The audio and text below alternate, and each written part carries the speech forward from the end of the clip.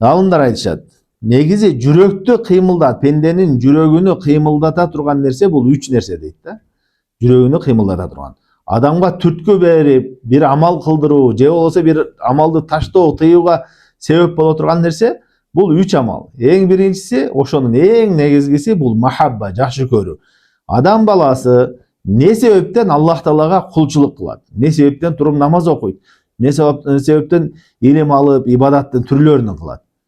Анткени Аллах Тааланы жакшы көргөн үчүн, Аллах Тааланы улуктаган үчүн, ошо Раббым ошого буйруган деп ошону жакшы көргөн үчүн жана Аллах Тааланын бере турган сыйлыгын жакшы көргөн үчүн. Бейишти берет. Эгерде Аллах Таалага моюн сунуп, баш ийип ибадат кыла турган болсом, Аллах Таала мага бейишке киргизет, тозоктон сактайт деп. Ошого жакшы көрүү болгон үчүн адам баласыга ибадатка түрткү болот. Эң биринчи, демек, махабба деген, жакшы көрүү деген, сүйүү деген адамды ибадатка түрткү кыла турган нерсе ушул махабба. Түшүнүктүбү? Эң жүрөктү кыймылдата турган нерсе, адамды кыймылдата турган нерсе. Экинчиси, алымдар айтышат, бул хауф, коркуу.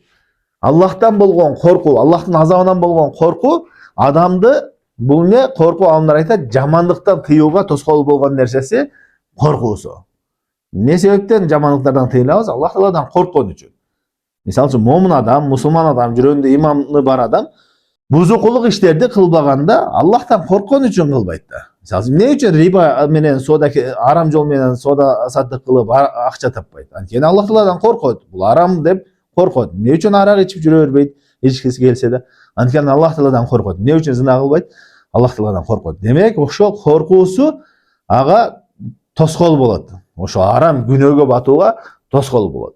Демек, адамды башкарган нерселер, негизги башкарган нерсе ушу эң биринчи махабба, жакшы көрүү. Биз эрте менен туруп, уйкудан туруп, намаз окуп, Аллах Таалага ибадат кылган, ошо уктай уйкун келип аткан учурда дагы. Неге? Эң биринчи эмне? Түрткү болгон махабба, жакшы көрүү. Ошого болгон жакшы көрүү. Андан кийинкиси, үчүнчүсү ража дешет алымдар. Үмүт. Үмүт деген бул не? Ошо Аллах Тааланын сыйлыгын үмүт кылуу менен. Ошол бизди башкарып жүрөт. Ушу жакшылыктардын баарыны жакшылыктар кылып, жамандыктардан тыйылуудан максат өзү эмне? Ошо Аллах Тааладан кыяматта соопторун бейишти үмүт кылуу менен кылабыз. Демек, адамды башкарган нерсе, жүрөгүнү башкарган нерсе ушул үч нерсе